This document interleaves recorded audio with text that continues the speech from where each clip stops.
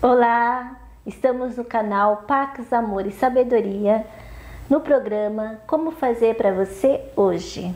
Eu sou Mariane Fabretti. E eu sou o Marco Aon. E o que vamos falar hoje? Hoje nós vamos falar sobre o filme 13º Andar. Já ouviu falar? 13º Andar. Como é mesmo? Então, 13º Andar é um filme bem interessante que foi na época do Matrix.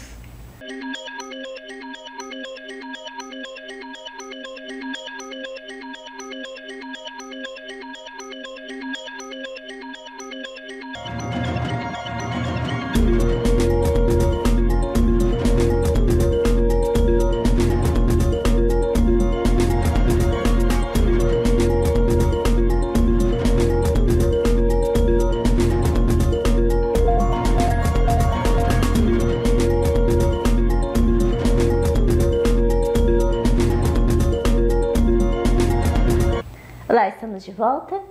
Então continue falando. Então, esse 13º Andar, ele foi em 1999, ele foi feito, rodado, né?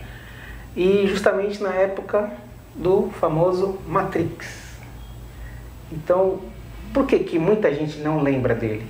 Porque o Matrix fez tanto sucesso e ele ficou lá na esteira, assim, do desconhecido. Mas ele tinha bastante informações legais sobre o futuro, sobre como seria a criação do homem com as máquinas, né, com o computador. Ele nada mais, nada menos, o cientista, era um cientista que ele descobriu, ele começou a criar uma vida virtual.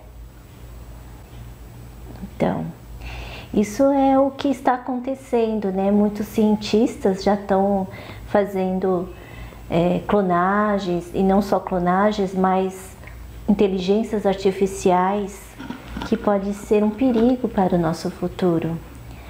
Essas inteligências artificiais não vão ter sentimentos e isso pode provocar atitudes onde eles podem agir com frieza, matar ou fazer algo cruel, porque não tem sentimentos que vão impedi-los. Se hoje em dia já a crueldade tem bastante, né? Imagina com esses inteligências artificiais que vão querer explorar cada vez mais a natureza, explorar o ser humano de diversas formas, com tecnologias super avançadas. A gente tem que tomar cuidado muito, né, nesse avanço, porque o que nos salva é o amor, nós temos sentimentos. Se começar a aumentar uma população de inteligência artificial, onde as pessoas vão ter mais razão do que sentimento, isso pode ser muito perigoso. Então, e no filme, ele primeiro, hoje em dia, vamos falar um pouco primeiro do filme, só dar uns spoilerzinhos para vocês entenderem mais ou menos o que a gente quer dizer com isso. É que o cientista ele criou uma máquina onde ele entrava e ele conseguia ir para o passado, para o futuro, mas ele criou tudo isso em uma máquina, né? E o filme mostra uma coisa que é complicado, porque a gente não sabe se é a máquina que é a vida real. Onde que está a vida real no filme, na verdade? Porque ele vai lá, tudo começa no século 20, 30, né? Que ele gosta daquele tempo, né? Das músicas, dos bailes e tal. E ele vai para lá. Só que começa a ver algumas coisas, né? Se ele criou a máquina no tempo dele, ele precisou criar a máquina naquele outro tempo também, né? E qual que é o detalhe interessante desse filme? Que para você saber se você está na realidade ou não, sabe o que você tem que fazer? Você lembra?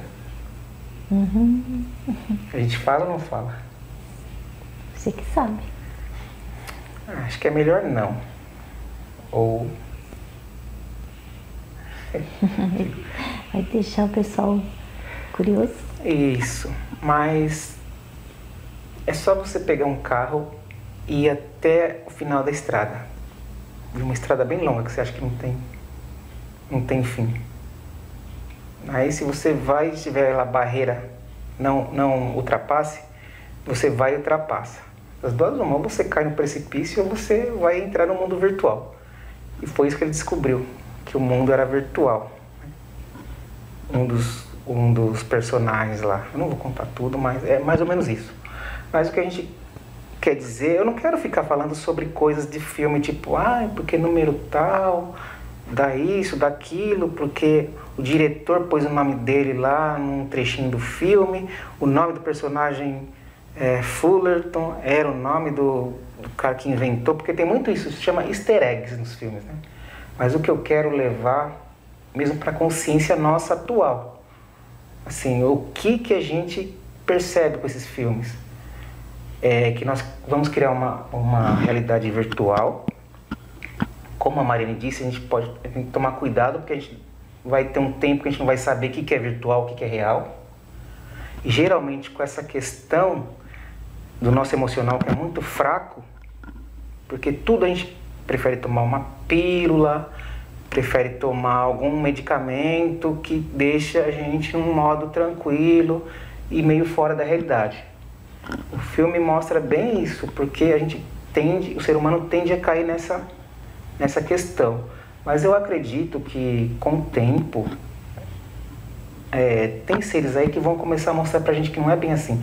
Nós temos que interagir com o virtual, mas não deixar que ele nos domine. Isso daí é só uma maneira de alguma coisa pra gente não se sentir tão, sei lá, sozinho, mas não que isso venha ocupar a nossa realidade.